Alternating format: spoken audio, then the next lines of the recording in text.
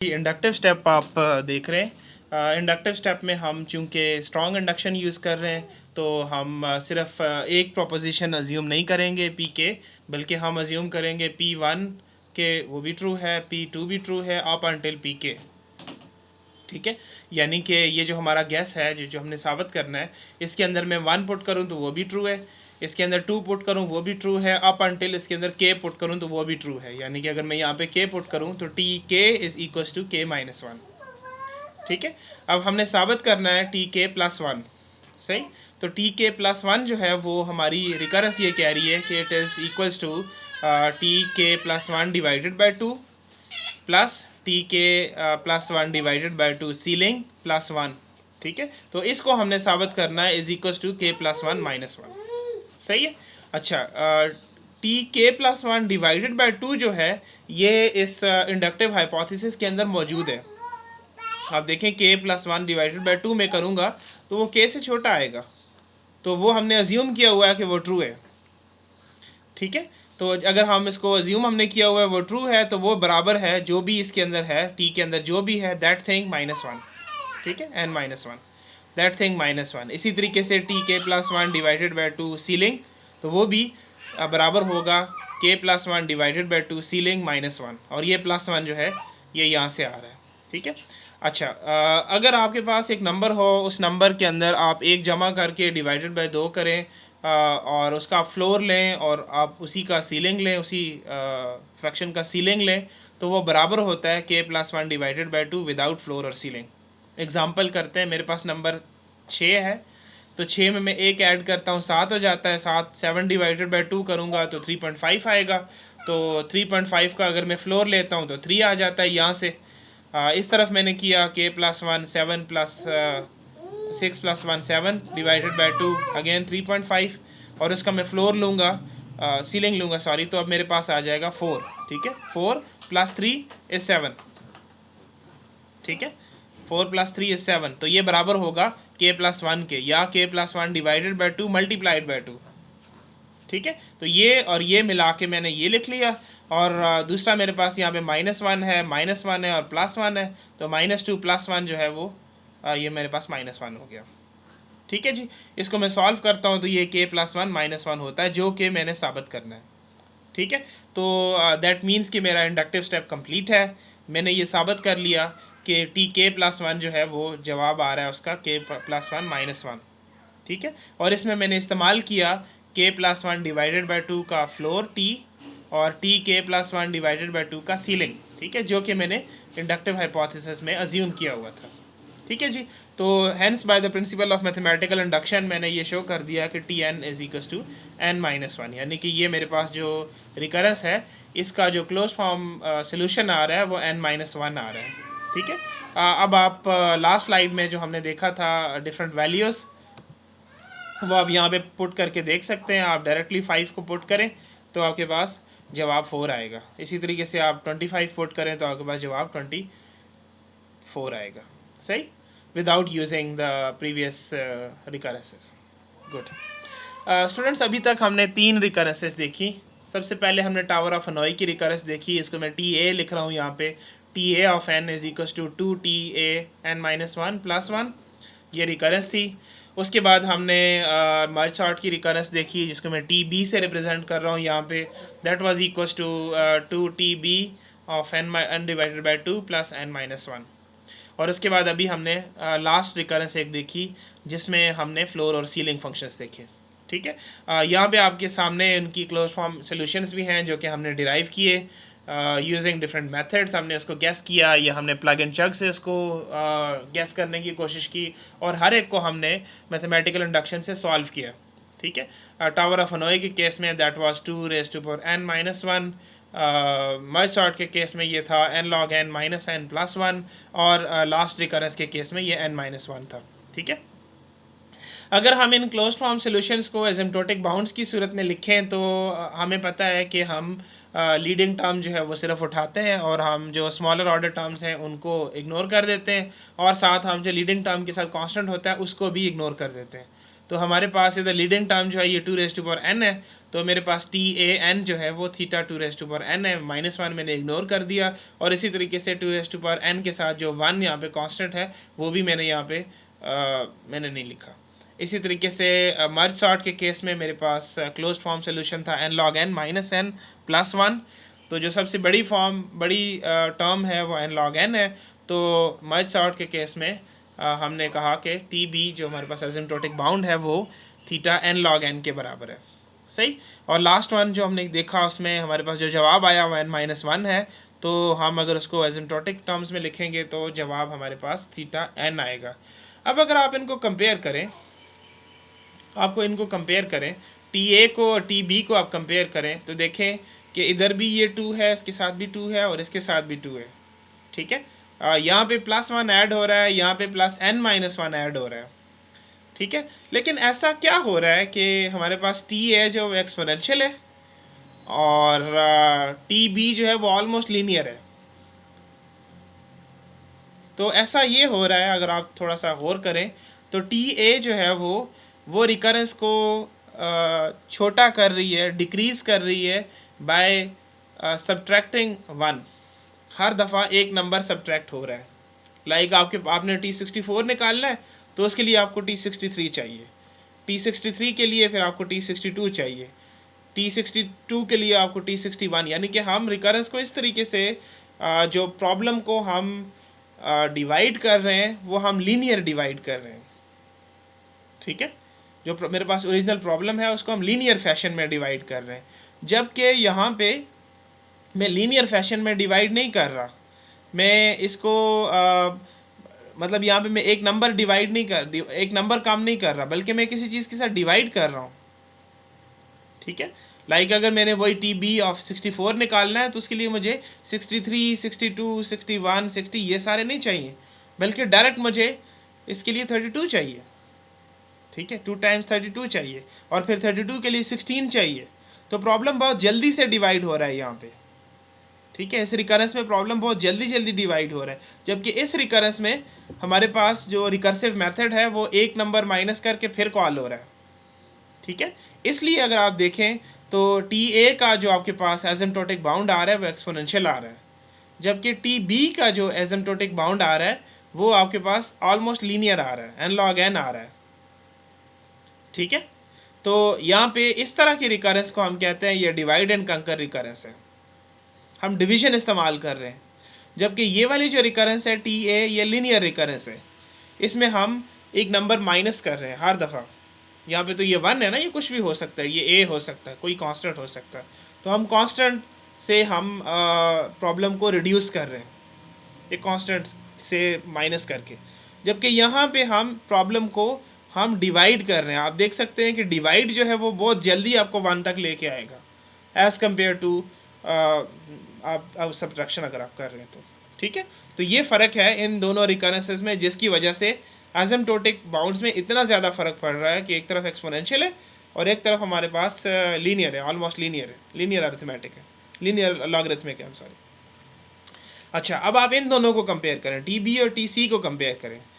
हमने last slide में देखा कि अगर मैं n को पावर ऑफ 2 अज्यूम करूं तो ये दोनों जो हैं ये ऑलमोस्ट सेम है, ये सेम रिकरेंस है। ये n वाला फैक्टर आप छोड़ दें, जो आगे है फैक्टर्स को छोड़ दें, तो T C n/2 ceiling plus T C n/2 floor जो है उसको हम लिख सकते हैं 2TC n/2, अगर मैं n को पावर ऑफ 2 अज्यूम करूं, ठीक है। यानी कि दूसरे अल्फाज में ये जो पार्ट है 2TB n/2 और ये जो दो पार्ट्स नीचे लिखे हुए हैं ये ऑलमोस्ट सेम है, ठीक है। इन दोनों रिकरेंसेस में जो फ़र्क है वो ये n-1 इधर ऐड हो रहा है और इधर 1 ऐड हो रहा है, ठीक है। तो इनमें डिवीजन इसी तरीके से हो रही है, जैसे यहाँ पे हम डिवाइड एंड कंकर कर रहे हैं बाय फैक्टर ऑफ 2, इसी तरीके से यहाँ भी हम बाय फैक्टर ऑफ 2 डिवाइड कर रहे हैं। लेकिन फ़र्क यहाँ पे इस कांस्टेंट फैक्टर, ये जो अगला फैक्टर है n-1, इसका फ़र्क है। इधर आप n-1 ऐड कर रहे हैं और इधर आप 1 ऐड कर रहे हैं, तो उसका कितना असर पड़ता है उसका ये आप देख सकते हैं कि ये n log n है इसका थीटा, और इसका थीटा जो है वो आपके पास एसिम्प्टोटिक बाउंड सिर्फ n है, तो ये लॉगरिथम वाली टर्म उड़ गई है, यहाँ पे आपने ये n-1 ऐड किया तो उसकी वजह से ये लॉगरिथम वाली टर्म भी साथ मल्टीप्लाई हो रही है, और यहाँ पे आपने सिर्फ 1 ऐड किया है तो वो लॉगरिथम वाली टर्म जो है वो हट गई है। बहरहाल समरी ये है कि ये दोनों रिकरेंसेस डिवाइड एंड कंकर रिकरेंसेस हैं जो कि प्रॉब्लम को डिवाइड करती हैं हर स्टेप में, और ये ऊपर वाली जो रिकरेंस है टी ए, ये लीनियर रिकरेंस है, ये प्रॉब्लम को रिड्यूस करती है by subtracting something some constant at each step. ठीक है जी। ओके, ये आपके सामने कुछ और रिकरेंसेस हैं। ये आपके लिए होमवर्क है, आपने इन रिकरेंसेस को सॉल्व करना है, क्लोज फॉर्म एक्सप्रेशंस निकालने यूजिंग द मेथड जो कि हमने अभी तक पढ़े हैं। इस रिकरेंस के अंदर टी एन जो है वो Tn-1 + 1 है, ये एक लीनियर रिकरेंस है। ठीक है, इसको देखें आप, ये 2Tn/2 + n है, सही। तो इसका जवाब आपके पास आएगा n log n + n। इसी तरीके से ये √n है, t √n है, ये हर दफ़ा रूट लेता है, अंडर रूट लेता है। ठीक है, तो उसका जवाब आपको log of n आएगा, यानी कि ये log of n से भी छोटी है एसिम्प्टोटिक टर्म्स में, सही। इसी तरीके से यहाँ पे आप बजाय 2 से डिवाइड करने के आप 1/3 या 2/3 से डिवाइड कर रहे हैं, सही। तो उसका जवाब भी इंटरेस्टिंगली आपके पास वही n log n ही आएगा, सही। तो ये सारे आपने इनको आप खुद करके देखिएगा, तो आप देखेंगे कि आपके पास एसिम्प्टोटिक्स में यही जवाब आएंगे, सही। अब यहाँ पे ये भी देख रहे हैं कि कुछ जवाबों के साथ मैंने थीटा नहीं लिखा हुआ और उन कुछ के साथ थीटा लिखा हुआ है। तो जहाँ पे थीटा लिखा हुआ है उसका ये मतलब है कि ये सिर्फ n log n नहीं आया होगा मेरे पास जवाब में, इधर कोई +n -1 प्लस समथिंग कुछ और भी होगा। तो उसको मैंने इसमें से लीडिंग टर्म उठाई और मैंने सिर्फ थीटा लिख दिया, ऑर्डर ऑफ ग्रोथ सिर्फ मैंने लिख दिया। ठीक है, ओके। डिवाइड एंड कंकर का मैंने नाम अभी पिछली स्लाइड में भी लिया, यहाँ भी लिया। तो डिवाइड एंड कंकर एक एल्गोरिथम डिज़ाइन की टेक्निक है जिसमें हम 3 स्टेप्स करते हैं। हमारा एक डिवाइड का स्टेप होता है जिसमें हम प्रॉब्लम को सब प्रॉब्लम्स में डिवाइड करते हैं, और वो सब प्रॉब्लम्स जो हैं वो smaller instance of the same problems होते हैं। जैसे मर्ज सॉर्ट में आपने देखा कि हमें एक सीक्वेंस मिला सॉर्ट करने के लिए, हमने उसको 2 सीक्वेंस में डिवाइड कर दिया, और वो 2 सीक्वेंस भी हमने सॉर्ट ही करने हैं, वो सब smaller instances of the same problem है। ठीक है, उसके बाद हम क्या करेंगे, हम उन प्रॉब्लम्स को रिकर्सिवली सॉर्ट करेंगे, यानी कि हम रिकर्शन इस्तेमाल करेंगे। मेथड जो है वो अपने आप को खुद कॉल करेगा। ठीक है, if the problem size are small enough, तो हम उन स्मॉल प्रॉब्लम्स को स्ट्रेट फॉरवर्ड मैनर में सॉल्व कर देंगे। जैसे मर्ज सॉर्ट में हमने देखा कि अगर मेरे पास जो सीक्वेंस है वो 1 एलिमेंट सीक्वेंस पे आ जाता है, तो अब हमें कुछ भी करने की ज़रूरत नहीं है, प्रॉब्लम स्ट्रेट फॉरवर्ड सॉल्व है, हमें कोई कंपैरिजन की ज़रूरत नहीं है। आपको याद होगा हमने कोई कंपैरिजन, हमने कहा कि कंपैरिजन 0 हो जाएंगे। ठीक है, तो ये कंकर का स्टेप है, सही। और आखिरी स्टेप हमारे पास कंबाइन का होता है। कंबाइन के स्टेप में हम जो हमें सॉल्यूशंस मिलते हैं डिवाइड एंड कंकर से, उनको हम कंबाइन करके हम जो ओरिजिनल प्रॉब्लम है उसको सॉल्व करते हैं। ठीक है, रिकरेंस में आप देखें तो रिकरेंस के अंदर ये जो फैक्टर है 2TBn/2, ये डिवाइड एंड कंकर की कॉस्ट है। ये कंकर की कॉस्ट है। ठीक है, ये रिकर्जन की कॉस्ट है। उसके बाद ये जो n-1 वाला फैक्टर है ना, ये फैक्टर जो है ये हमारे पास कंबाइन की कॉस्ट है। जैसे कि मर्ज सॉर्ट के केस में आपने देखा था, मर्ज सॉर्ट के केस में कि हमारे पास जो फाइनल कंबाइन का स्टेप था उसमें n-1 कंपैरिजंस थे। ठीक है, और उससे पीछे जो रिकर्जन हो रही थी उसके लिए हमने ये कॉस्ट लिखी थी 2TBn/2, सही। तो ये हमारे पास कंकर की कॉस्ट है, और ये जो है ये डिवाइड एंड कंबाइन की कॉस्ट है। यानी कि हम जो एरे को डिवाइड कर रहे हैं, हमारे पास एक एरे की साइज़ है n, तो उसको डिवाइड करने पे जितना टाइम लगता है वो भी इधर ही है, इसी के अंदर है। ठीक है, और ये बेस केस है, ये बेस केस जो है ये इसके लिए स्ट्रेट फॉरवर्ड के लिए। ठीक है, हमने देखा कि अगर हमारा एरे जो है वो या सीक्वेंस वो 1 एलिमेंट सीक्वेंस है तो कोई कंपैरिजन नहीं रिक्वायर्ड, तो ये बेस केस ये चीज़ शो कर रहा है। ठीक है, इसी चीज़ को हम एसिम्प्टोटिक्स में अगर लिखेंगे तो हमारे पास इधर 0 था, तो 0 जो है वो θ1 होगा, दैट्स अ कांस्टेंट। इसी तरीके से हमारे पास यहाँ पे n-1 है, तो ये θn हो जाएगा, सही। ठीक है जी, यानी कि हमारे पास मर्ज सॉर्ट इस तरीके से काम कर रहा है कि डिवाइड करने में हमें लीनियर कॉस्ट पड़ती है, इसी तरीके से कंबाइन करने में भी लीनियर, टोटल कॉस्ट है डिवाइड एंड कंबाइन की वो लीनियर है। और जो हमारे पास कंकर की कॉस्ट है सारे इंडिविजुअल एलिमेंट्स की, वो सारी मिला के हमारे पास ये कॉस्ट पड़ रही है 2TB/n/2। ठीक है जी, गुड। अच्छा, अब हम कुछ टेक्निकल डिटेल्स डिस्कस करेंगे रिकरेंसेस में जब हम एसिम्प्टोटिक्स को कंसिडर कर रहे होते हैं।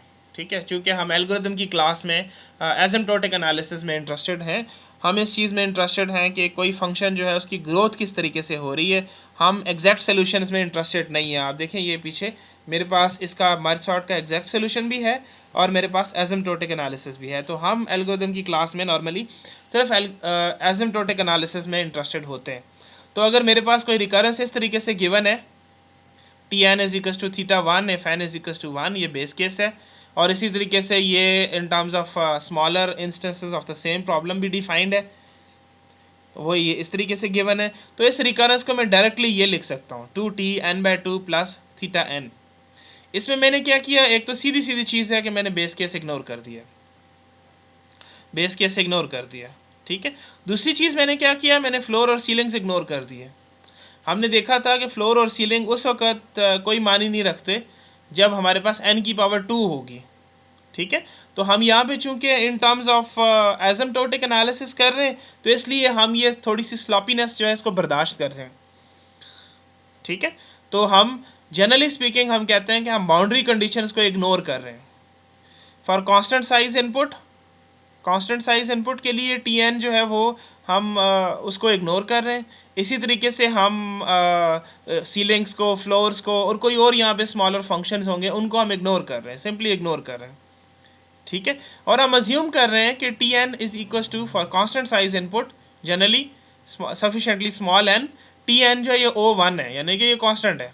तो हम इसको बिल्कुल इग्नोर कर रहे हैं। हमारे पास जो अगली टर्म आएगी वो 1 से तो बड़ी टर्म आएगी एसिम्प्टोटिक्स में, हमारे पास n आएगा या n log n आएगा या कोई और सोल्यूशन हमारे पास आएगा जो कि वो 1 से बड़ा होगा, तो उसको हम सिंपली इग्नोर कर देते हैं, अपने एनालिसिस में ही नहीं रखते। और ऐसा हम इसलिए करते हैं क्योंकि ये डिटेल्स को इग्नोर करना जो है ये ऑर्डर ऑफ ग्रोथ में कोई फ़र्क नहीं डालता। अगर मेरे पास इस रिकरेंस का जो जवाब आ रहा है, जो क्लोज फॉर्म सोल्यूशन आ रही है, वो आ रही है θ2n, जैसे कि आया था हमारे पास टावर ऑफ हनोई के केस में। ठीक है, इसके केस में वैसे by the way n log n आएगा मेरे ख्याल से। तो n log n अगर आ रहा है, उसके अंदर अगर O1 भी शामिल है, तो अगर आप शामिल करें या ना करें, वो n log n की सेहत पे कोई असर नहीं डालेगा। तो इसलिए हम अपना एनालिसिस आसान करने के लिए जब हम एसिम्प्टोटिक टर्म्स में बात कर रहे होते हैं तो हम बाउंड्री कंडीशंस को हम इग्नोर करते हैं। ठीक है जी, गुड। अच्छा, सब्स्टिट्यूशन मेथड भी थोड़ा सा डिफरेंट तरीके से काम करता है जब हम बात कर रहे होते हैं एसिम्प्टोटिक टर्म्स में। वैसे आपको पता है कि सब्स्टिट्यूशन मेथड में हम गैस करते हैं और हम मैथमेटिकल इंडक्शन को इस्तेमाल करके हम उस गैस को प्रूव करने की कोशिश करते हैं। वो गैस आप अपनी इनसाइट से भी गैस कर सकते हैं और वो गैस जो है वो आप प्लग एंड चग से या किसी और तरीके से भी आप गैस कर सकते हैं। सब्स्टिट्यूशन मेथड में हम क्या करते हैं, हम जो इंडक्शन है उसका जो बेस स्टेप है वो हम छोड़ देते हैं, हम बेस स्टेप छोड़ देते हैं, हम सिर्फ इंडक्टिव स्टेप करते हैं। ठीक है, इंडक्टिव स्टेप करते वक्त आपको याद होगा कि हम सब्स्टिट्यूशन में हम वैल्यू जो है वो सब्स्टिट्यूट किया करते हैं। हम कोई चीज़ अज्यूम करते हैं, pk फॉर एग्जांपल अज्यूम करते हैं, और हम pk+1 में pk की वैल्यू को सब्स्टिट्यूट किया करते हैं। ठीक है, तो यहाँ भी हम सब्स्टिट्यूशन करेंगे, हम Tn/2 फॉर एग्जांपल अज्यूम करेंगे, Tn/2 अज्यूम करेंगे और Tn को सॉल्व करते वक्त उसको इस्तेमाल करेंगे यहाँ पे। ठीक है, लेकिन हम इसके साथ जो बेस केस था वो हम नहीं करेंगे। सही, सिर्फ इंडक्टिव स्टेप होगा। और उस इंडक्टिव स्टेप को करने के लिए हम क्या करेंगे जी, चूंकि हम बाउंड्स की बात कर रहे हैं, इसलिए हमारे पास थीटा का ये मतलब है कि लीडिंग टर्म के साथ कोई कांस्टेंट भी है, उसके साथ कोई कांस्टेंट भी है, और जो हमारे पास एडिटिव टर्म होगी, जो आगे टर्म आ रही है, उसके साथ भी कोई ना कोई कांस्टेंट हो सकता है। ठीक है, फॉर एग्जांपल आपके पास ये चीज़ गिवन है 2Tn/2 + θn, तो इस θn के साथ यहाँ पे कोई कांस्टेंट है जो कि हमने इग्नोर किया हुआ है। अगर हम इस थीटा को हटाएंगे तो यहाँ पे वो कांस्टेंट हमें लिखना पड़ेगा। इसी तरीके से इसके साथ कोई एक छोटी टर्म भी हो सकती है, बाज़ औक़ात हमें वो भी ज़रूरत आएगी। ठीक है, तो इस θn का मतलब n नहीं है, इसका मतलब है फॉर एग्जांपल 3n + 2। ठीक है, या अगर यहाँ पे θn² होगा तो उसका मतलब 5n² + 3n + 2 हो सकता है। ठीक है, तो इस थीटा की जगह पे हम एक फंक्शन लिखेंगे और वो फंक्शन लिखते वक्त हम एक कांस्टेंट रखेंगे उसके अंदर, और हम अपर बाउंड इलादा से शो करेंगे ओ, और लोअर बाउंड हम इलादा से शो करेंगे, ठीक है, क्योंकि हमें ओ के लिए इलादा कांस्टेंट की ज़रूरत पड़ेगी और थीटा ओमेगा के लिए हमें इलादा कांस्टेंट की ज़रूरत पड़ेगी। आपको पता है कि जब थीटा कोई चीज़ होती है तो वो ओ भी होती है और ओमेगा भी होती है, और थीटा की डेफिनेशन ये कहती है कि मेरे पास C1 कांस्टेंट इधर होगा और C2 कांस्टेंट इधर होगा। अगर आपको ये चीज़ समझ नहीं आ रही तो आप वापस जाएं और मेरी एल्गोरिदम जो एनालिसिस की स्लाइड है उसको देखें, एसिम्प्टोटिक एनालिसिस की, तो आपको इस चीज़ की समझ आएगी। ठीक है जी, मेरे पास ये एक एग्जांपल है Tn is equal to 2Tn/2 plus theta n। इसको मैंने साबित करना है सब्स्टिट्यूशन से। तो पहली चीज़ तो ये है कि मैं इसको अपर बाउंड की सूरत में लिखूंगा। अपर बाउंड की सूरत में लिखूंगा, मैं लिखूंगा जी Tn is equal to 2Tn/2 plus ON। ये मैं इलादा साबित करूंगा, थीटा के अंदर O है तो O को इलादा साबित करूंगा और ओमेगा को इलादा साबित करूंगा। ठीक है, तो O का मतलब आपको पता है लेस देन इक्वल होता है। जब मैं यहाँ से थीटा हटाऊंगा तो मेरे पास मुझे ये इक्वालिटी को इनइक्वालिटी में कन्वर्ट करना होगा, लेस देन इक्वल्स में कन्वर्ट करना होगा। तो Tn is less than equals to 2Tn/2 plus Cn। अब देखें यहाँ पे मैंने थीटा हटाया, ये O मैंने हटाया यहाँ से, तो उसकी जगह पे मुझे यहाँ पे C लिखना पड़ेगा for some positive constant C। अब ये जो प्रॉपर्टी है, इस प्रॉपर्टी को मैं साबित करूँगा तो उसके नतीजे में मैं ये साबित करने में कामयाब हो जाऊँगा कि Tn जो है वो O समथिंग है। ठीक है, यानी कि अपर बाउंड है। सही, तो इसमें मैंने जो गैस किया है वो मैंने ये किया है कि Tn जो है वो O(n log n) है। Tn O(n log n) है।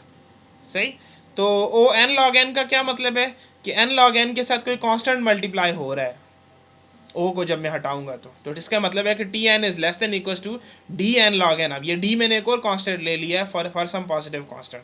एक कांस्टेंट इधर C इस एडिटिव टर्म के अंदर है और दूसरा कांस्टेंट मैंने अपने गैस से ले लिया है।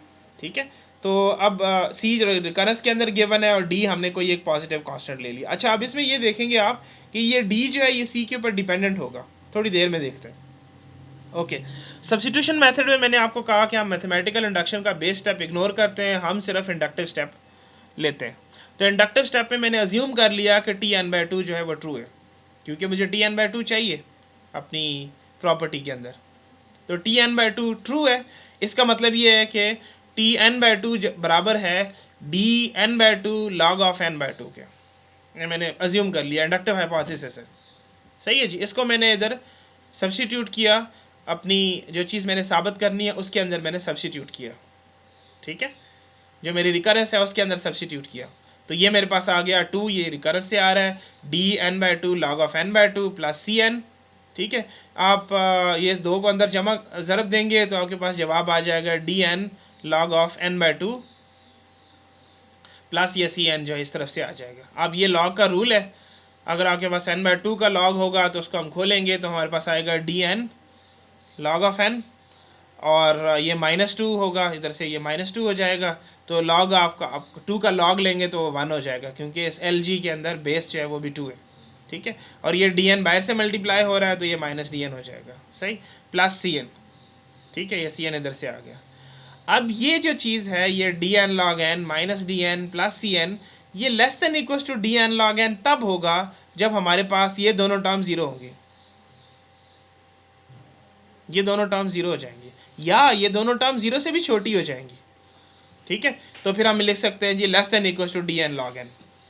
ठीक है, यानी कि मेरे पास जो रिस्ट्रिक्शन है वो ये आ रही है कि -Dn plus Cn should be less than equal to 0। ठीक है, और अगर हम इसको सॉल्व करें तो हमारे पास जो रिस्ट्रिक्शन आ रही है वो ये आ रही है D is greater than equal to C। अब आप देखें ये एक रियलिस्टिक रिस्ट्रिक्शन है, ऐसा हो सकता है कि दो कांस्टेंट्स हो और उनमें से एक कांस्टेंट जो है वो दूसरे से बड़ा हो, ऐसा हो सकता है। ठीक है, और यहाँ पे मैं वैसे इक्वालिटी भी साथ रख रहा हूँ तो ऐसा हो सकता है। तो ये एक रियलिस्टिक अजम्पशन है, इसकी वजह से ये प्रूफ जो है ये ठीक प्रूफ है। अगर यहाँ पे मेरे पास एक ऐसी रिस्ट्रिक्शन आ रही है जो कि रियलिस्टिक नहीं है, जो कि पॉसिबल नहीं है, तो फिर उसका मतलब ये है कि मेरा ये प्रूफ ठीक नहीं है। ठीक है, तो चूंकि ये जो रिस्ट्रिक्शन है ये रियलिस्टिक है, इसलिए मैं यहाँ पे लिख सकता हूँ इस इक्वालिटी की जगह पे लेस देन इक्वल टू लिखूंगा Dn log n। इधर से ये Tn चल रहा है तो Tn is less than equal to Dn log n का मतलब ये है कि Tn is equal to On log n। ठीक है, तो मैं रिपीट करता हूँ, मैंने पहला स्टेप ये किया कि जो एडिटिव टर्म थी उसके अंदर जो थीटा था उसको, या थीटा था या ओ था, उसको मैंने रिप्लेस किया विद ए कांस्टेंट। दूसरा काम मैंने ये किया कि अगर मैंने थीटा साबित करना है तो मैं ओ इलादे लिखूंगा, ओ के लिए प्रॉपर्टी इलादे लिखूंगा, और ओमेगा के लिए प्रॉपर्टी इलादे लिखूंगा। ओ के लिए प्रॉपर्टी लिखूंगा तो यहाँ पे लेस देन इक्वल्स लिखूंगा, अगर ओमेगा के लिए प्रॉपर्टी लिखूंगा तो ये ग्रेटर देन इक्वल्स होगा। ठीक है जी। उसके बाद तीसरा काम मैंने ये किया कि मैं गैस करूंगा, जो कि मैं हमेशा करता हूँ। ठीक है। और उस गैस के अंदर जो मेरे पास थीटा है या ओ है, मैं अभी इस वक्त अपर बाउंड साबित कर रहा हूँ, तो ओ है, तो उसके लिए मैं एक और कांस्टेंट ले लूँगा डी। ठीक है। और वो कांस्टेंट सी के ऊपर डिपेंडेंट होगा। और आखिर में मैं बेस केस को छोड़ते हुए सिर्फ और सिर्फ इंडक्टिव स्टेप करूँगा, मैथमेटिकल इंडक्शन का, जिसमें मैं मुझे जो टर्म इधर चाहिए रिकरेंस के अंदर उसको अज्यूम कर लूँगा, और फिर उसके बाद सॉल्व करते हुए मैं रिस्ट्रिक्शंस निकालूंगा कि मुझे क्या रिस्ट्रिक्शंस इस प्रूफ को सही होने में क्या रिस्ट्रिक्शंस चाहिए। फिर मैं देखूंगा कि क्या ये रिस्ट्रिक्शन रियलिस्टिक है या नहीं है। अगर रिस्ट्रिक्शन रियलिस्टिक हैं तो आपका प्रूफ ठीक है, आपने सब्स्टिट्यूशन सही अप्लाई की हुई है। और अगर रिस्ट्रिक्शन रियलिस्टिक नहीं है तो इसका मतलब ये है कि हमें इस प्रॉपर्टी को किसी और तरीके से डिफाइन करना होगा। एक एग्जांपल देखते जी। मेरे पास जो रिकरेंस है वो गिवन है T N is equal to 8t n/2 plus theta N square. ठीक है जी। इसको मैंने सॉल्व करना है, इस रिकरेंस को सॉल्व करना है, बाय सब्स्टिट्यूशन सॉल्व करना है। ठीक है जी। तो इसको सॉल्व करने के लिए मैं सबसे पहले ये करूँगा कि मैं एक अपर बाउंड फाइंड करूँगा। ठीक है। अपर बाउंड फाइंड करने के लिए मैं क्या करूँगा, मैंने पहला स्टेप बताया कि मैं इधर ये जो थीटा एन स्क्वायर है इसको रिप्लेस करूँगा विद सी एन स्क्वायर। जब मैं थीटा एन स्क्वायर को सी एन स्क्वायर के साथ रिप्लेस करूँगा तो मुझे अपर बाउंड के केस में इक्वालिटी को लेस देन इक्वल से रिप्लेस करना पड़ेगा। ये मेरी वही रिकरेंस है, इसको मैंने अपर बाउंड के लिए लिखा दोबारा से। अब उसके बाद मैंने गैस करना है, तो लेट्स अज्यूम मुझे कहीं से पता चल गया कि मेरा गैस जो है वो n क्यूब है, ओ n क्यूब है। ठीक है। तो अब मैं उस o के साथ से भी n क्यूब के साथ से भी o हटाऊंगा तो अगेन मुझे एक और कांस्टेंट की ज़रूरत पड़ेगी जिसको मैं d कह रहा हूँ। ठीक है। तो मैं कहूँगा जी मेरा गैस है T N is less than equals to D N cube. अब अगला स्टेप ये है कि मैंने सब्स्टिट्यूशन अप्लाई करनी है, मैथमेटिकल इंडक्शन का इंडक्टिव स्टेप है, और उसमें मैंने n/2 जो है वो अज्यूम कर लिया। तो गैस है जी T N is less than equals to D N cube. तो n/2 के लिए मैंने अज्यूम कर लिया, तो मेरे पास ये होगा जी T n/2 is less than equals to D n/2 whole cube. ठीक है। अब इसको मैं अपनी रिकरेंस के अंदर पुट करूंगा, ये मेरी रिकरेंस है, इसके अंदर मैं पुट करूंगा तो ये 8 इधर से आ जाएगा, और ये टी n/2 की वैल्यू मैंने अज्यूम की हुई है D n/2 whole raised to power 3, और ये सी एन स्क्वायर इधर से आ गया। ठीक है जी। अंदर ज़रूरत देते हैं हम 8, इसको हाँ इस क्यूब को खोलते हैं तो n क्यूब ऊपर आ जाएगा और नीचे 2 रेज़्ड टू पावर 3 8 हो जाएगा। ठीक है। अच्छा, अब आप इसको अंदर मल्टीप्लाई करेंगे तो ये 8 इस 8 के साथ कैंसिल हो जाएगा, तो आपके पास आ जाएगा D N cube plus C N square, D N cube plus C N square. सही। अच्छा, अब मैंने तो ये साबित करना है कि ये जो मेरे पास है ये डी एन क्यूब से लेस देन इक्वल्स होना चाहिए, लेकिन इस केस में ये सी एन स्क्वायर जो फैक्टर है, ये सी एन स्क्वायर फैक्टर ये ज़ीरो नहीं हो सकता। ये ज़ीरो इसलिए नहीं हो सकता कि मेरे पास जो n है वो एसिम्प्टोटिक टर्म्स में है, n जो है वो लार्ज है, तो n इसका स्क्वायर करेंगे तो वो और लार्ज होगा। तो यहाँ पे कोई और फैक्टर नहीं है जो इसके इफेक्ट को कैंसिल कर सके, तो इसका मतलब ये है कि मेरा ये प्रूफ ठीक नहीं है। ठीक है। तो अगर ये प्रूफ ठीक नहीं है तो फिर मैं क्या करूँगा जी, मेरे पास जो गैस था उस गैस को मैं मॉडिफाई करूँगा। मुझे यहाँ से ये सी एन स्क्वायर को ख़त्म करना है, एन स्क्वायर की एक टर्म चाहिए नेगेटिव में जो कि सी एन स्क्वायर को ख़त्म करे। तो मैं गैस बजाय डी एन क्यूब लेने के मैं क्या दूंगा जी, D N cube minus D dash N square. अब देखें चूंकि ये ओ है तो ओ के अंदर इससे छोटी टर्म लाजमी होगी, हो सकती है। ठीक है। इसी तरीके से ये ओ जो है मुझे इजाज़त देता है इसके साथ कांस्टेंट लगाने की, छोटी टर्म के साथ भी कांस्टेंट लगाने की। ठीक है। तो मैंने बजाय ये गैस करने के मैंने ये गैस कर लिया D N cube minus D dash N square. Again आप Tn2 जो है वो आपने अज्यूम किया हुआ है इंडक्टिव हाइपोथेसिस से, उसको आप पुट करेंगे यहाँ पे, तो वो आपके पास आएगा जी D n/2 whole cube minus D dash n/2 whole square. ठीक है, उसको आप अपनी रिकरेंस के अंदर पुट करेंगे तो आपके पास जवाब आएगा जी 8 multiplied by this factor minus D dash divide into n by 2 whole square plus ये सी एन स्क्वायर। ठीक है, तो इसको अगर आप सॉल्व करेंगे तो ये आपके पास आएगा जी ये अंदर आपने उसी तरीके से क्यूब खोला, इसी तरीके से आपने यहाँ पे स्क्वायर खोला, तो अब 8 आपने अंदर सब के साथ मल्टीप्लाई किया, आपने सिंप्लीफाई किया तो आपके पास जवाब जो है वो 8 D N cube minus 2 D dash N square plus C N square आ गया। ठीक है, अब आप इसको खोल के लिखें तो ये आपके पास -2 है जी, माइनस डी एन स्क्वायर एक है और दूसरा माइनस डी एन स्क्वायर है प्लस सी एन स्क्वायर है। ठीक है जी, इसमें से ये डैश डी एन स्क्वायर मुझे चाहिए, ये मुझे चाहिए, इसलिए मैंने खोल के लिखा है। और एक ये आपके पास ये दूसरा N D N square D dash N square आपके पास आ गया, वो अब आप ये फैक्टर जो अब ये चीज़ जो है ये less than equals to D N cube minus D dash N square तब होगी जब ये अगला वाला फैक्टर 0 हो जाएगा। और ये अगला वाला फैक्टर 0 हो सकता है, आप देखें ये भी एन स्क्वायर है, ये भी एन स्क्वायर है, इधर एक कांस्टेंट मल्टीप्लाई हो रहा है, इधर भी एक कांस्टेंट मल्टीप्लाई हो रहा है, तो अगर डी डैश जो है वो सी के बराबर होगा तो ये फैक्टर 0 हो जाएगा।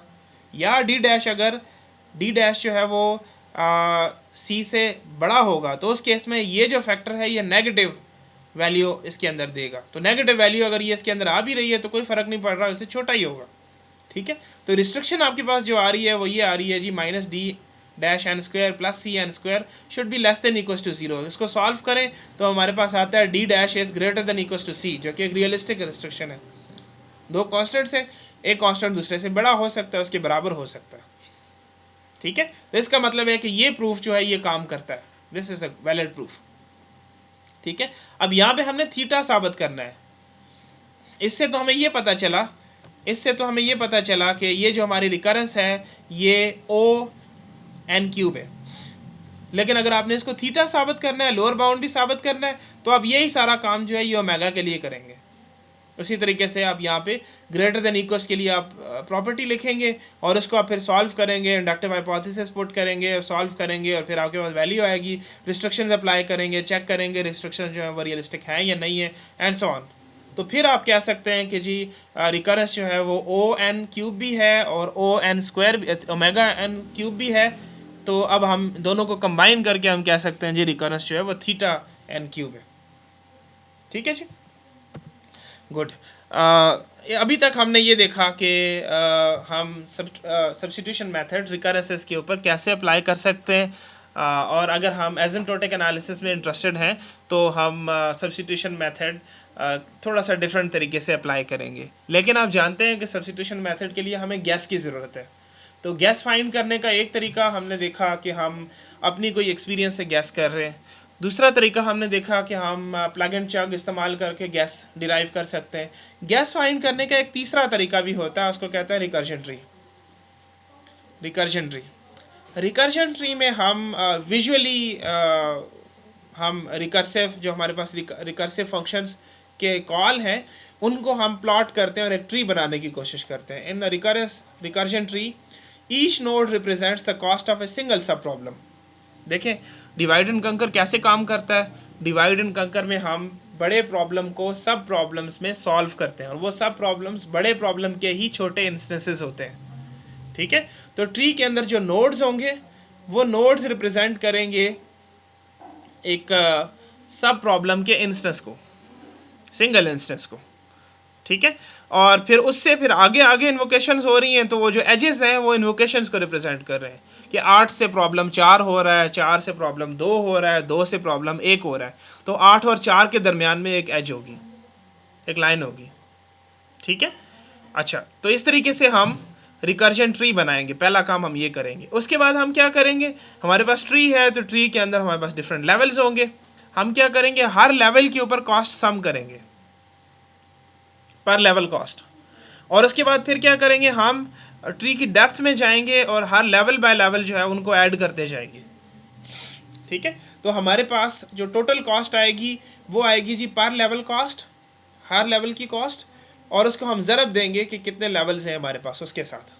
तो हमारे पास पूरे ट्री के लिए, पूरे रिकर्जन ट्री के लिए हमारे पास एक कॉस्ट आ जाएगी, जो कि ये याद रहे कि रिकर्जन ट्री जो है वो सिर्फ गैस फाइंड करने का मेथड है। अगेन हमें सब्स्टिट्यूशन की ज़रूरत पड़ेगी, उस गैस को हम मैथमेटिकल इंडक्शन से साबित करेंगे सब्स्टिट्यूशन के अंदर। एग्जाम्पल करते हैं जी, मेरे पास ये रिकरेंस है T N is equal to 3t n/4 floor plus theta N square.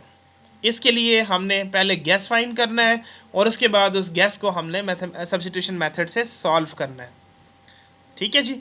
अच्छा, इसको हम रिकर्शन ट्री बना रहे हैं, तो आपके पास सबसे पहले टी एन होगा,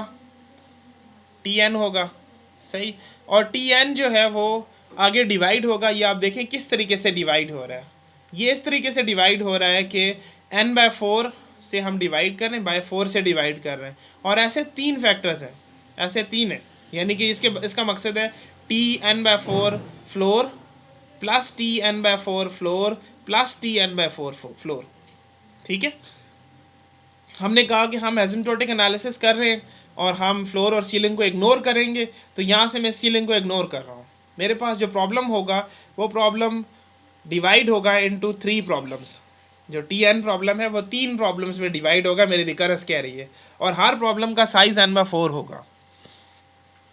जब ये प्रॉब्लम सॉल्व हो जाएंगे तो वापस आने पे कंबाइन की कॉस्ट ये पड़ेगी Cn स्क्वायर, जो कि यहाँ पे गिवन है। आपको याद होगा मर्ज सॉर्ट के केस में हमारे पास यहाँ पे थीटा n आ रहा था, अगर आप थीटा ख़त्म करें तो n-1 आ रहा था।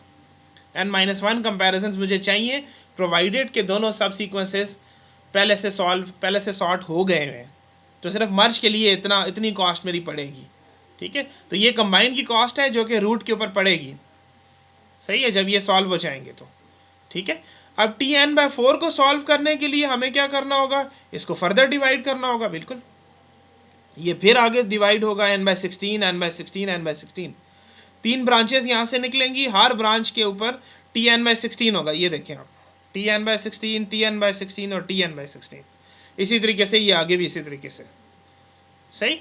जब ये Tn/16 सॉल्व होगा तो जब वो वापस आएंगे तो फिर आपके पास जो कॉस्ट पड़ेगी, अब देखें आपने 4 वाले जो सीक्वेंसेस थे उनको सॉल्व किया, उनको सॉर्ट किया, तो उनको सॉर्ट कैसे किया आपने, उसको फिर 2 में डिवाइड किया, फिर भी तो मर्ज करना है ना हमें, तो उस मर्ज पे भी कॉस्ट लगेगी। तो वो मर्ज की कॉस्ट ये है, या वो कंबाइन की कॉस्ट ये है Cn स्क्वायर, ये Cn स्क्वायर गिवन है।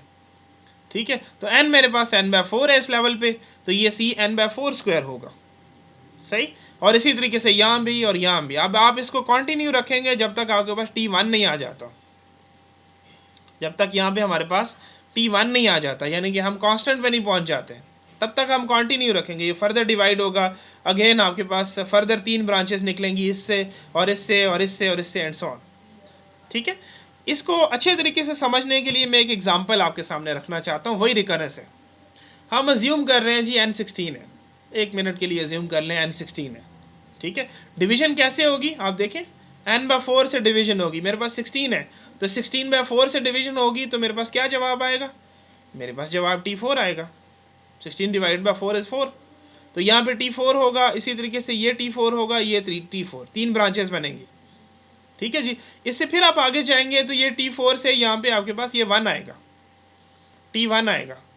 ठीक है, इधर T1 इधर T1 इधर T1। ठीक है, T1 की जो मर्ज की जो कंबाइन की कॉस्ट है वो Cn स्क्वायर है, तो ये 1n स्क्वायर हो जाएगा, C1n स्क्वायर, ये भी C1n स्क्वायर और ये भी C1n स्क्वायर। इधर डॉट डॉट डॉट मैंने लिखा हुआ है, इधर भी इसी तरीके से ये ट्री जो है ये एक्सपैंड करेगा। ठीक है, जब यहाँ पे प्रॉब्लम सॉल्व हो जाएगा तो यहाँ से सोल्यूशन जो है इधर ऊपर जाएगा, इस लेवल पे भी हमने मर्ज करना है, इस लेवल पे भी हमने ये कंबाइन करना है, तो उसकी भी कॉस्ट पड़ेगी हमें C4 स्क्वायर, और उसके बाद फिर हमारे पास ये कॉस्ट भी पड़ेगी रूट लेवल के ऊपर भी C16 स्क्वायर। ठीक है जी। अच्छा, अब हम ये गिनना चाहते हैं कि इसके अंदर कितने नोड्स हैं, और कितने लेवल्स हैं एंड सो ऑन। तो जो हाइट ऑफ द ट्री होती है, ये कुछ टर्मिनोलॉजी है आप याद रखें, हाइट ऑफ द ट्री होती है वो आपके पास डिस्टेंस होता है from leaf to the node, to the root, I am sorry. आप देखें इस लीफ से रूट तक डिस्टेंस क्या है, ये देखें, ये एक एज हो गई और ये दूसरी एज हो गई, तो 2 है, हाइट ऑफ द ट्री जो है वो 2 है। ठीक है, गुड। अच्छा, इसी तरीके से अब यहाँ से नाप लें या किसी और जगह से नाप लें तो हाइट ऑफ द ट्री जो है वो 2 है। अगर यहाँ पे इसका भी एक चाइल्ड होता तो अब हाइट ऑफ द ट्री जो है वो 3 होती। ठीक है, हाइट ऑफ द ट्री जो है वो हमें पता चल रहा है ये 2 है। ये कहाँ से आया? ये आया जनाब log of 16 to the base 4। Base 4 इसलिए लिखा क्योंकि हम डिवीजन बाय 4 कर रहे हैं, हम डिवीजन बाय 4 कर रहे हैं, इसलिए log जो है वो बेस 4 पे होगा। log of 16 to the base 4 आप करेंगे तो वो जवाब आपके पास 2 आएगा। आपको पता है कि बेस log और एक्सपोनेंट एक दूसरे के इन्वर्स फंक्शंस हैं। तो चूंकि 4 रेज़ टू द पावर 2 जो है ये 16 है, इसलिए 16 को जब आप log करेंगे टू द बेस 4 तो आपके पास जवाब अगेन वही 2 आएगा जो एक्सपोनेंट में। सही है जी। हाइट ऑफ द ट्री जो आपके सामने ट्री है इसकी हाइट 2 है। अच्छा, इस ट्री के अंदर 3 लेवल्स हैं। ये एक लेवल है जनाब, ये एक दूसरा लेवल है, ये तीसरा लेवल है। 3 लेवल्स हैं। तो नंबर ऑफ लेवल्स हमारे पास यही वाली चीज़ होती है, +1 होता है हमेशा। हाइट में और लेवल में ये फ़र्क होता है। ठीक है। अच्छा, अगर ये ट्री फुल है तो नंबर ऑफ लीव्स हमारे पास होंगे ये 16 raise to the power log of 3 to the base 4। log of 3 to the base 4 इसलिए है क्योंकि हर लेवल पे हर दफ़ा ब्रांच है वो 3 की ब्रांच हो रही है। देखिए मेरे पास 3 लीव्स आपको यहाँ पे नज़र आ रहे हैं, 3 ही यहाँ पे इसके नीचे होंगे और 3 ही इसके होंगे। टोटल मेरे पास 9 लीव्स आएंगे। ये 9 किधर से आया? ये 9 इधर से आया जनाब। ये फार्मूला है इसका, log ऑफ 16 जो मेरे पास n था, that thing raise to the power log of 3 to the base 4। ठीक है, ये मैंने 2 कैलकुलेटर्स यूज़ किए हैं, आप देख लीजिएगा, एक्सपोनेंट कैलकुलेटर और log कैलकुलेटर। तो मैंने देखा कि log of 3 to the base 4 जो है ये इसके बराबर आ रहा है 0.79 के, और 0.79 को जब मैं एक्सपोनेंट करता हूँ तो मेरे पास जवाब 9 आता है। मैंने मेक श्योर किया है कि ये जवाब ठीक है। सही है जी। अच्छा, यानी कि हमने ये पता किया कि जो ट्री की हाइट है वो होगी log of n to the base 4। यहाँ पे n 16 है तो इसलिए ये log of 16 to the base 4 यानी कि 2 है। यहाँ पे n कुछ और होगा तो ट्री की हाइट कुछ और होगी। इसी तरीके से ट्री के अंदर जो नंबर ऑफ लीव्स हैं वो बराबर होते हैं n raise to the power log of 3 to the base 4। ठीक है, यहाँ पे ये वैल्यू जो है ये 9 आ रही है क्योंकि मेरे पास n 16 है। सही हो गया जी।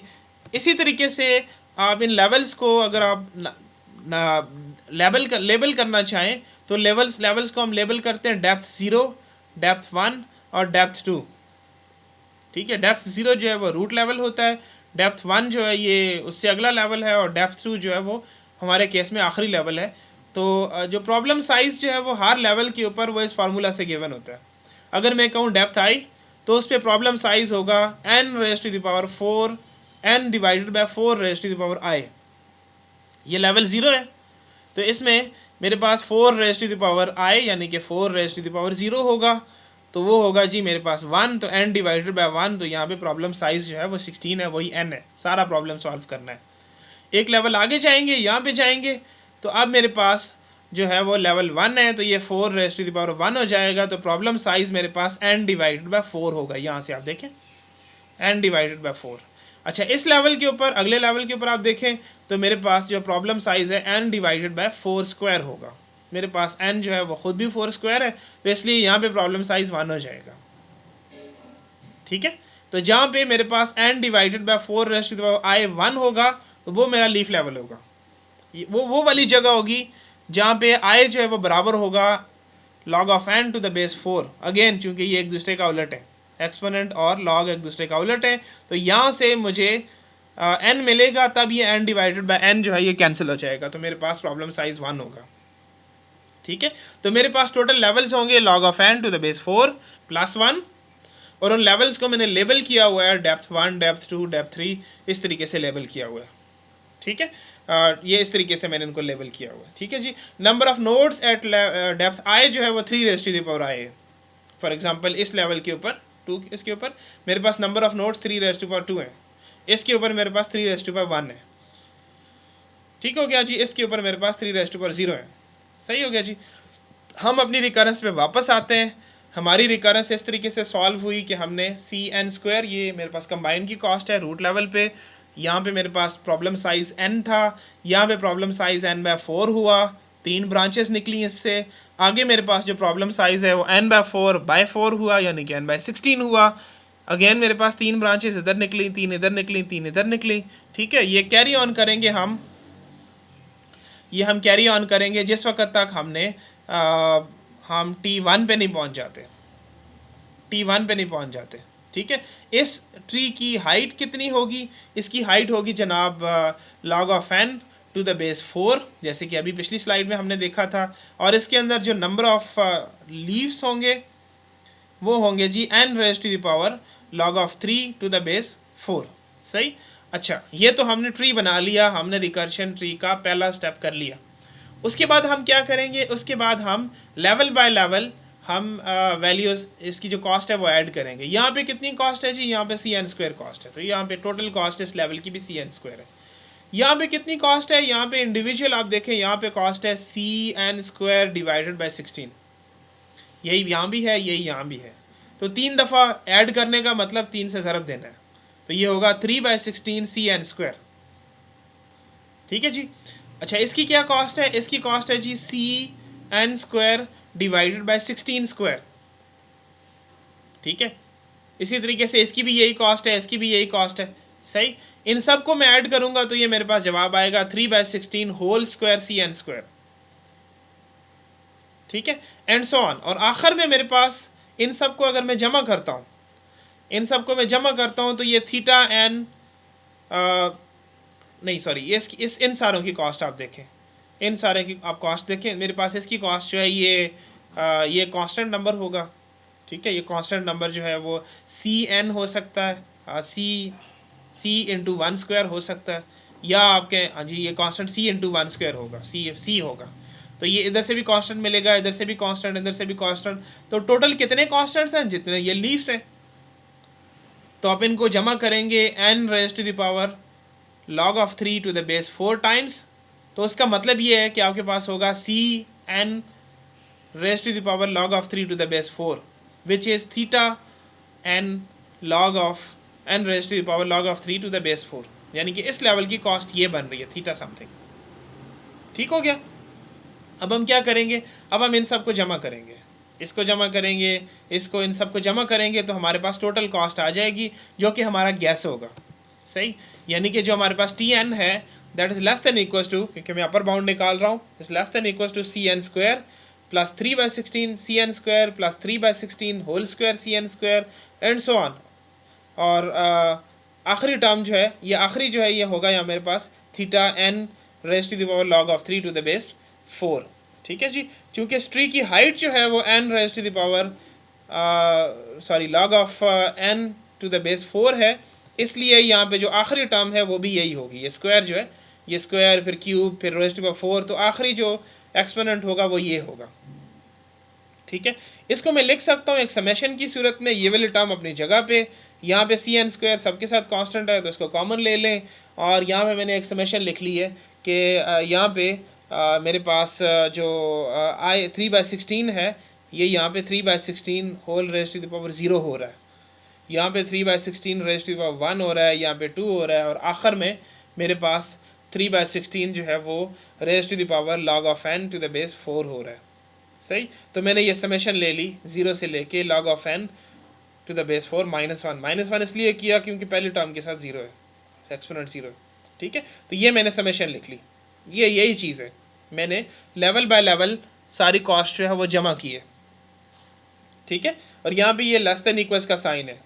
अच्छा, अब इसको मुझे सॉल्व करना है, लेकिन यहाँ पे इसको सॉल्व करना मुझे थोड़ा सा मुश्किल लग रहा है, तो मैं अगर इस समेशन को रिप्लेस कर दूँ एक और समेशन के साथ, यानी कि यहाँ पे जो मेरे पास अपर है ना एंड समेशन का, वो है जी log of n to the base 4 -1।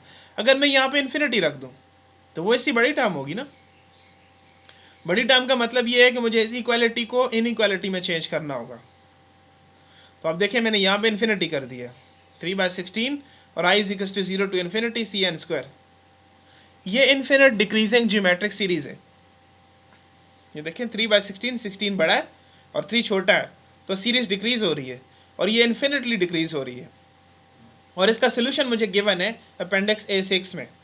इसका सोल्यूशन है 1 - 1 डिवाइडेड बाय 1 - 3/16, यही जो मेरे पास फ्रैक्शन है ये यहाँ पे आ जाएगी, और CN² उधर ही साथ, ठीक है। और ये मेरी वही वाली टर्म है, इसको मैं सॉल्व करूँगा तो ये 16 डिवाइडेड बाय 3 CN² आ जाएगा, plus theta n⁻³ log 3 to the base 4 है। सही है जी। तो इसका ये मतलब है कि ये देखें आपके पास ये जो अगली टर्म है n⁻³ log 3 to the base 4, base बड़ी है और log छोटा है, जिसका आपने log लेना है वो छोटा है, तो ये आपके पास 0 पॉइंट समथिंग आएगा, ठीक है, n⁻0 पॉइंट समथिंग। यहाँ पे दूसरी टर्म है CN², तो बड़ी टर्म कौन सी हुई, बड़ी टर्म थीटा, बड़ी टर्म स्क्वायर की हुई, n² की हुई, ठीक है। और ये इनइक्वालिटी है इसलिए हम O लिखेंगे, O लिखेंगे, ये कांस्टेंट इग्नोर करेंगे, 16/13 C कांस्टेंट इग्नोर करेंगे और हम कहेंगे जी Tn = ON², ये मेरा गैस है, ठीक है। इस गैस को अगेन हमें सब्स्टिट्यूशन मेथड से प्रूव करना होगा। तो रिकर्जन ट्री इस्तेमाल किया। रिकर्जन ट्री में हमने सबसे पहले जितनी रिकर्जन थी उन सबको एक ट्री की फॉर्म में विजुलाइज किया, उसके बाद हमने लेवल बाय लेवल उनको सम किया जो हमारी कॉस्ट आ रही है, और उसके बाद फिर हमने सारे लेवल्स की कॉस्ट ऐड की, और आखिर में हमारे पास ये वैल्यू आ गई।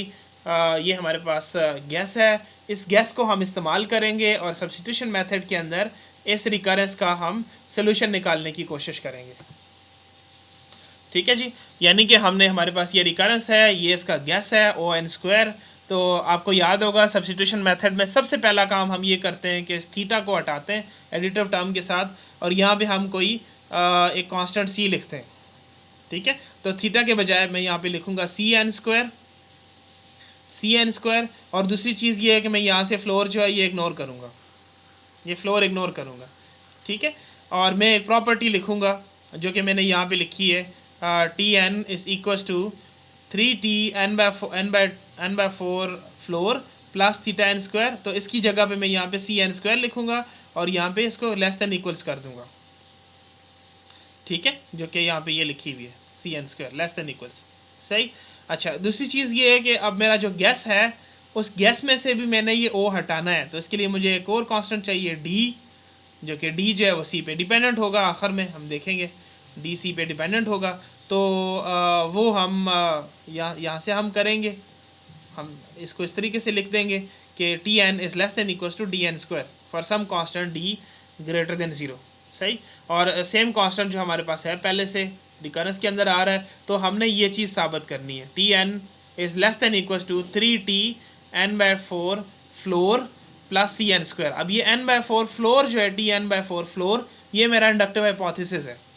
ये किसके बराबर है जनाब, ये बराबर है मेरा गैस के तरह, ये मेरा गैस है D, ये गैस है, तो D में मैं यहाँ पे n की जगह पे n/4 फ्लोर पुट करूँगा, ठीक है। मैंने फ्लोर को यहाँ पे इग्नोर नहीं किया क्योंकि मैं स्क्वायर करूँगा तो ऑटोमेटिकली फ्लोर का इफेक्ट ख़त्म हो जाएगा, ठीक है।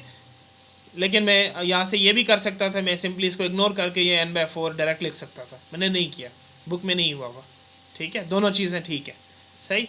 इसके अंदर मैं पुट करूँगा तो ये मेरे पास जवाब आएगा Tn/4 floor <= D n/4 floor whole square, जो कि मैंने यहाँ पे पुट कर दिया, ठीक है। ये 3 अपनी जगह पे और ये आगे CN² है, ठीक है जी। इसको खोलेंगे आप तो ये आपके पास आ जाएगा Dn², यहाँ पे Dn², ये 4 डिवाइड हो रहा है तो ये 16 हो जाएगा, और इसी तरीके से ये CN² आपके पास नीचे आ जाएगी, ठीक है। अब ये जो टर्म है ये 3/16, अगर आप इस टर्म को देखें तो ये 3/16 टर्म जो है ये 0.18 समथिंग बन रही है, यानी कि ये बहुत छोटी टर्म है, ये वाली, ये बहुत छोटी टर्म है। और इस तरफ आपके पास C है और ये दोनों स्क्वायर हैं, ठीक है। तो ये जो है ये <= Dn² हो सकता है, ऐसा पॉसिबल है, लेकिन इसके लिए रिस्ट्रिक्शन क्या होगी, रिस्ट्रिक्शन ये होगी कि ये वाली टर्म जो है ये बहुत छोटी होनी चाहिए, और ये वाली टर्म जो है ये इसके इफेक्ट को कैंसिल करना चाहिए, इस वाली टर्म को। तो ऐसा हो सकता है, ऐसा पॉसिबल है। हम यहाँ पे एक रिस्ट्रिक्शन लिखेंगे, वो रिस्ट्रिक्शन मैं आप पे छोड़ता हूँ, आपने खुद बुक से देख के रिस्ट्रिक्शन लिखनी है। बहरहाल ये प्रूफ जो है ये वैलिड है, ठीक है। तो स्टूडेंट्स, आज के लेक्चर में हमने सब्स्टिट्यूशन मेथड देखा रिकरेंसेस को सॉल्व करने के लिए, और हमने देखा कि सब्स्टिट्यूशन मेथड के लिए जो गैस हम कर सकते हैं वो एक रैंडम गैस हो सकता है, आपकी एक्सपीरियंस हो सकती है, प्लग एंड चग हो सकता है, या रिकर्जन ट्री हो सकता है। ठीक है, और हमने सब्स्टिट्यूशन मेथड के अंदर देखा कि हम मैथमेटिकल इंडक्शन इस्तेमाल करते हैं। अगर हम एग्जैक्ट सोल्यूशन के लिए इंटरेस्टेड हैं तो फिर हम मैथमेटिकल इंडक्शन पूरा इस्तेमाल करेंगे, और अगर हम एग्जैक्ट सोल्यूशन में इंटरेस्टेड नहीं है, हम एसिम्प्टोटिक्स में इंटरेस्टेड हैं, तो हम मैथमेटिकल इंडक्शन का सिर्फ इंडक्टिव स्टेप इस्तेमाल करेंगे, जिसमें हम छोटी वैल्यू को हम अज्यूम कर लेंगे एज एन इंडक्टिव हाइपोथेसिस, और उसको हम सब्स्टिट्यूट करेंगे इनटू द रिकरेंस, और हम सॉल्व करने की कोशिश करेंगे फॉर द रिकरेंस जो हमें गैस यहाँ से मिलेगा। ठीक है जी, तो ये एक तरीका है रिकरेंसेस को सॉल्व करने का। रिकरेंसेस को सॉल्व करने का एक और तरीका भी है जिसको मास्टर मेथड कहते हैं, वो हम नेक्स्ट वीडियो में इंशाल्लाह डिस्कस करेंगे। Thank you very much.